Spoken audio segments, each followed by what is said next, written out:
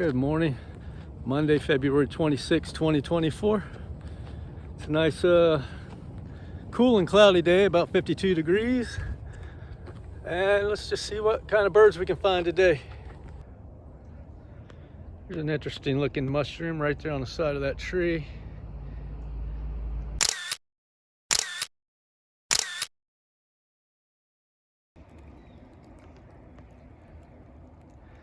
Got a little bit of rain going on right now.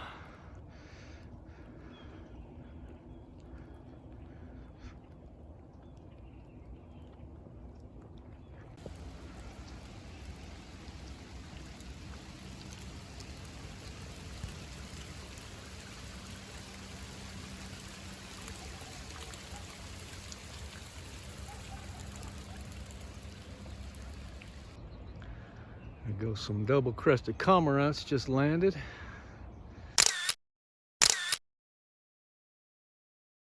Some other little duck out there. Either a ruddy duck or a pie-bill grebe. I can't really see it too good from here. A little squirrel there. Some of these big old trees here, I think they gotta be 200 years old or more, like that big one right there.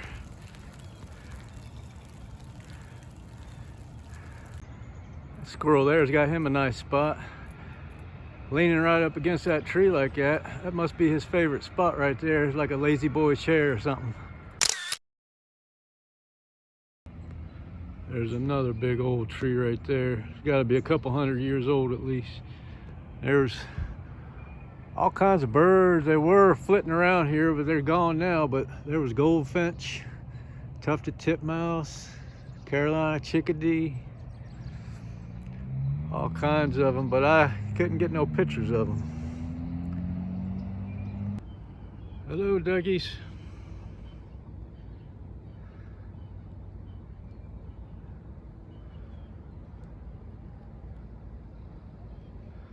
Got a little cove they're going into there.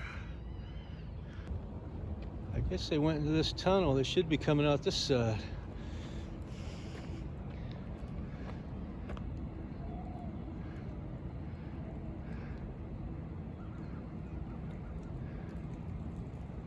There they are. That's their own personal tunnel system. The duck tunnel.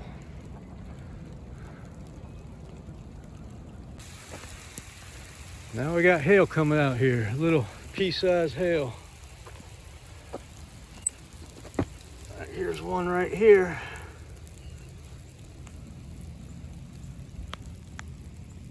Little pea-sized hail there. There's a pie-bill grebe right there.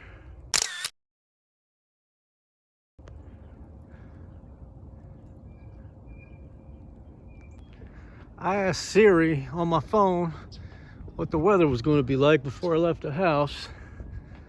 It says 0% chance of rain. I don't think it's quit raining since I've been out here walking. It's been raining and sleeting or hailing, a little bit of everything.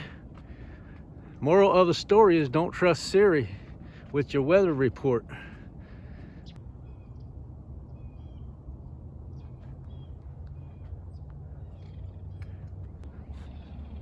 Somebody saw me out here taking pictures and they asked me if I'd ever been up to the Bristol Dam. They said there was eagles up there. I said, I got a picture of one over there up in that spillway. I think that was just a week or two ago. I don't know if he recognized me from the video or if it was just coincidence that he mentioned that, and I just got a picture of that eagle back over there. Now, those mockingbirds, they just love to get their picture taken. They just sit there so nice for you.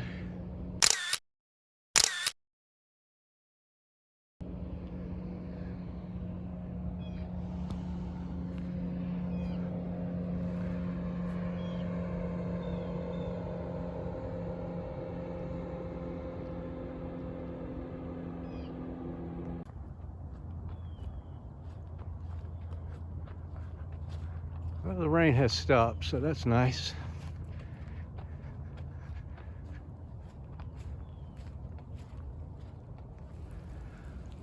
Spoke too soon about the rain. Gonna be one of those raining on and off all day today days.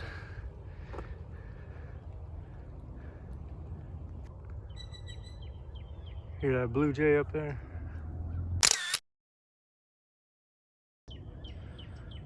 A lot of robins over here on the ground. There's a double-crested cormorant. He's over here talking to that pie-bill grebe down here. Grebe stayed, but the cormorant took off.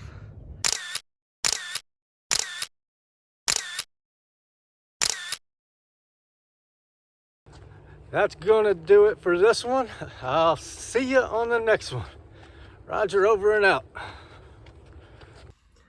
Chapter 10, The Temple of Prosperity. The reader who has followed the course of this book with a view to obtaining information on the details of money-making, business transactions, profit and loss in various undertakings, prices, markets, agreements, contracts, and other matters connected with the achievement of prosperity will have noted an entire absence of any instruction on these matters of detail. The reason for this is fourfold, namely, first, details cannot stand alone, but are powerless to build up anything unless intelligently related to principles.